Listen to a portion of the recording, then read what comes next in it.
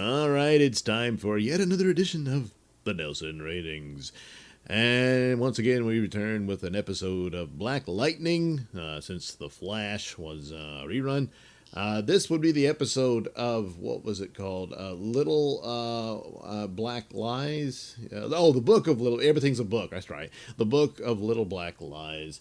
And basically, it's continuing on its own soap opera, and which is perfectly in keeping with comic books, because that's basically what the superhero comic book is. What made it into its more popular structure. By the time Marvel hit in the 60s with theirs, and then DC had to catch up and try to pretty much copy that. They took a lot of their plots from their romance comics and just plugged them into their comics.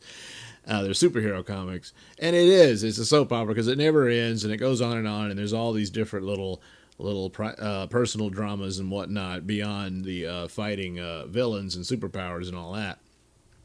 And that's no different from any of these CW shows. And of course, Black Lightning follows suit. So here it continues with the plot that there's a sinister government agency that's gone rogue, and was experimenting on kids kids in Freeland from the 80s or late 80s, and with the drug green light, which causes superpowers. And they're still going at it some 40 years later, or 30, I guess, years later. And so I'm assuming at some point they're going to have to reveal that this was the source of Black Lightning's powers himself. And, of course, now he's passed it on to his daughters. Now, his oldest daughter has already pretty much accepted that she's got these powers, and she's suiting up and joining Black Lightning on his crime patrols. And you actually see that working out more smoothly here as they take on this secret agency. I think they were called ASA or something like that in the previous episode. And Gamby, Black Lightning's Alfred, which I praised as being a bit more, at least different from the other shows, where the other shows always had these young nerds. They always had their little tech crew, and this time it's mostly been this older guy who's a former agent from this sinister agency, and now he's developed a heart of gold. And of course, just by looking at it, he has this emotional attachment to Jefferson Pierce, who I'm thinking he sees as a son he never had, and that sort of thing.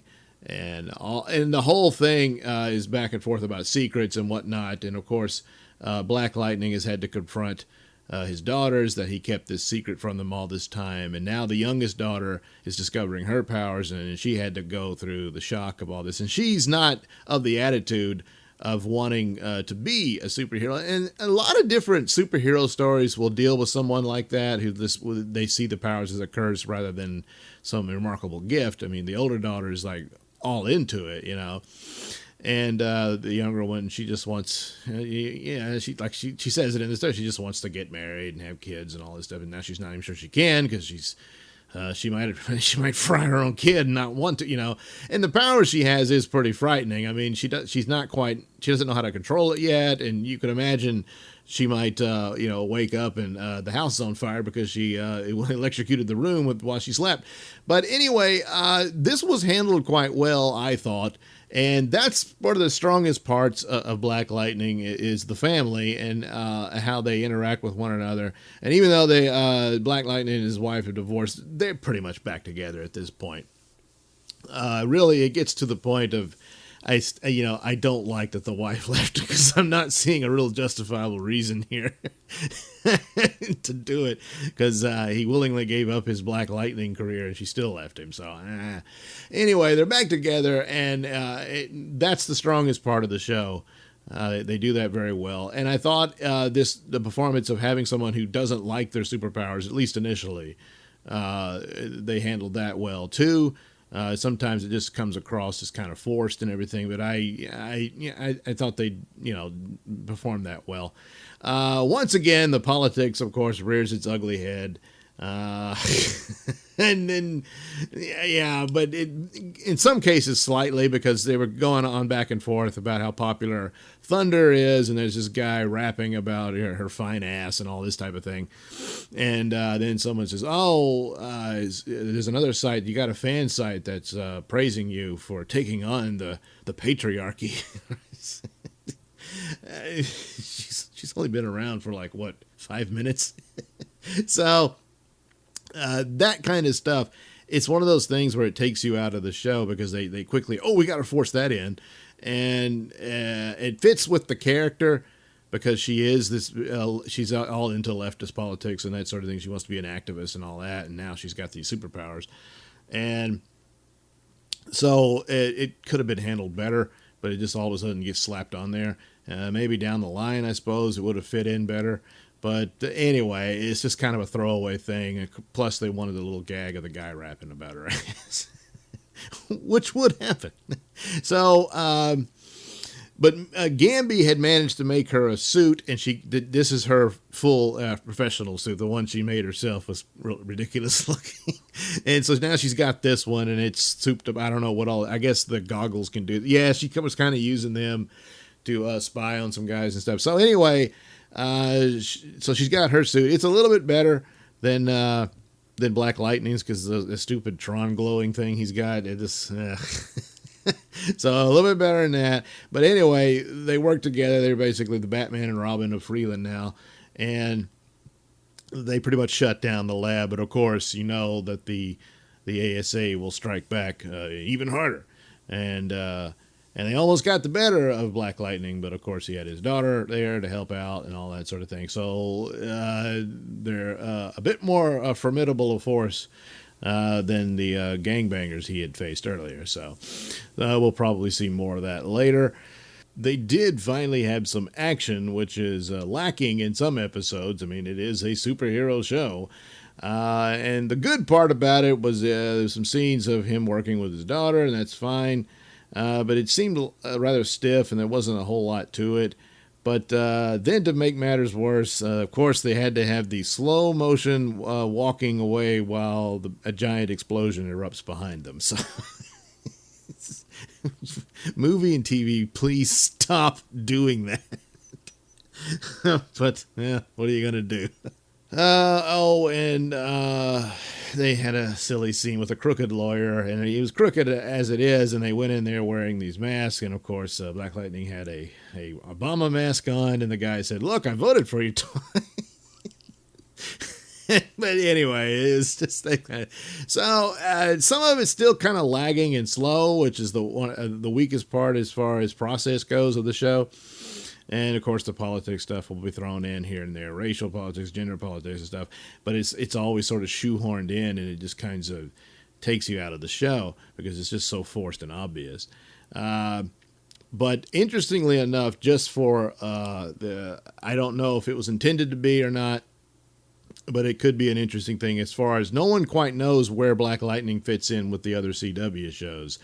Supergirl's in her own universe, and they've already touched on the multiverse and the other shows, and the Flash and Arrow and the Legends are all from the same universe, whereas Legends travels through time. I don't think they've crossed into other universes, at least not yet. Well, they did for the special, but that's a little different. And but we still don't know where Black Lightning is, but there's a conversation with the mother and the daughter, the youngest daughter. She's, struggling with the powers and everything, and then she finds out her sister and her father are superheroes, and then she tells her mother and says, "Well, are you Vixen?" And of course, Vixen was introduced, and she's part of the Legends, although it's her grandmother now. And the current Vixen, I guess, is still in the normal time. So I thought, oh, this establishes her in the same universe as Flash and what have you. No, not necessarily, because then her mother says, "And I'm not Supergirl." Well, as far as we know, there is no Supergirl in the Flash world. Now, Supergirl crossed over, and I suppose maybe they made mention of that, but it was pretty brief, so I don't know. So it could be possible it is Black Lightning in Supergirl's world, and the Supergirl's world could have its own Vixen. So it's just an interesting little thing. It might have just been a throwaway line, But I really wish they would think that through and kind of establish that this would be kind of surprising because, for the rest of the CW, it seemed like, oh, they're all in the same world, just except Supergirl. But then, no, it may be that Black Lightning's in Supergirl's world, or he could be in an entirely other world, all his own, which just happens to have a Vixen or other Supergirl somewhere. So it's an interesting little side note. But all in all, it's a bit slow. It's kind of a filler episode. The family stuff is strong, which is why I'm giving it 3 stars. But it's still slow and sluggish. And of course, the forced shoehorn political messages that just get slapped on because the producers want to pat themselves on the back, I guess. I don't know. That's the kind of thing that takes you out of the flow of a story. So, anyway, so they're pursuing on that, the drugs is not the problem of the gangs originally, it's the problem of the man. That stupid thing. But, here you go. But it's a drug that creates superpowers or what have you. And we'll see as the story unfolds. I'm guessing they'll probably have the full story before the season ends, but it'll probably be some kind of cliffhanger where, if not all, 1 or 2 of them will be in serious jeopardy. And that's how cliffhangers work. But I think it will get a second season. I don't know if it's announced one yet, but of course, the story is that all the shows are in trouble. Their ratings have dropped. So maybe I better back up on that. If that's the case, maybe it won't. But if they're doing okay, I think they would go ahead and take another shot and give it a second season. So we'll see as that goes. Because all in all, it's an okay show. It's not fantastic, but it has great potential, I think. And so can I fully recommend it to somebody who, but not really, but if you're into superheroes, yeah, give it a shot. But anyway, there you go. A book of Little Black Lies, 3 stars out of 5. So thanks for listening and watching, and do check out the links below for all my stores of goodies for you. And hey, while you're here, why not like and subscribe? Thanks again for listening and watching. Say, friends, check out Nailsin Theater at sellfy.com/Nailsin. Yes, there you'll find my poor man Mystery Science Theater treatment of public domain movies that really deserve the treatment. Yes, you can head over there and check out the links to my trailers to such films on my YouTube channel. Yeah, you can preview them and then head over back to sellfy.com/Nailsin and purchase yourself some Mr. Nailsin treatments of movies. I'll be right there to guide you through it.